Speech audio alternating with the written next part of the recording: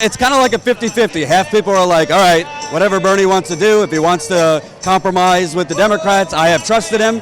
And I even hear on the other side, like, he's a sellout and he needs to stop.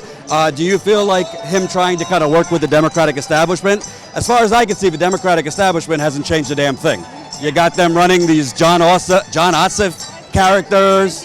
Nancy Pelosi saying she's a master legislator, things like that, it's ridiculous. But, I guess I understand where Bernie's coming from because I think, a lot of times in politics, what people who are not involved, what they overlook is the fact that you do have to not compromise, but try to, make deals with people to get things done. I don't think he has the rage some people want him to necessarily towards some Democratic legislators.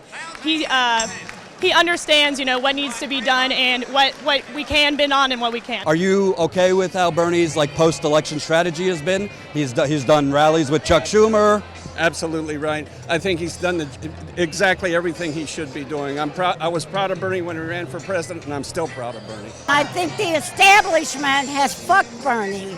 That's what I think. Tell me more. I want to see more of Bernie. I think the Democratic Party shoved it to him bad, threatened him. That's what I believe. Let me ask you, if Trump Care were implemented, Obamacare was repealed, would you be affected with your kids, if you have grandkids, your friends, family? Would people close to you be affected? Probably not. I'm self-employed. I buy my own and buy for the family, so it wouldn't affect me personally. But you look at it and you say, in a sense it would, because, and you saw this before we had Obamacare.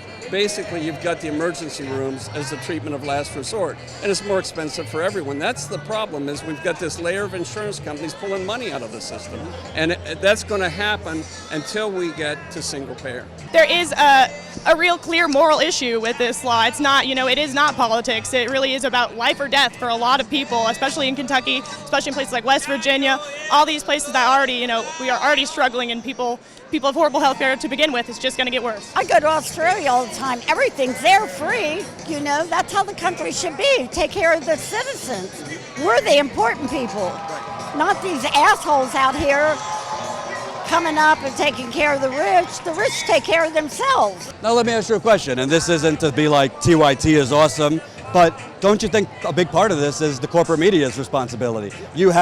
They gave never-ending coverage to Trump. I mean, I'm writing a book right now. They basically, breakfast, lunch, dinner, midnight snack, Trump, Trump, Trump. Bernie speaking with 30,000 people, empty podiums of Trump. Right, even after the election, they only cover Trump. They don't cover issues in Kentucky or Flint or Standing Rock or anywhere that is local and real people are affected. It drives me crazy. I watch MSNBC, and then they go to the commercials, and it's drug companies and insurance companies, and the corporate people that were supposedly taken on are behind that.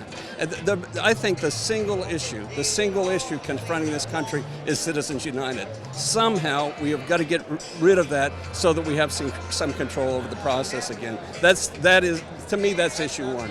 And as soon as we defeat this disastrous bill, I will be introducing a Medicare for all single-payer program.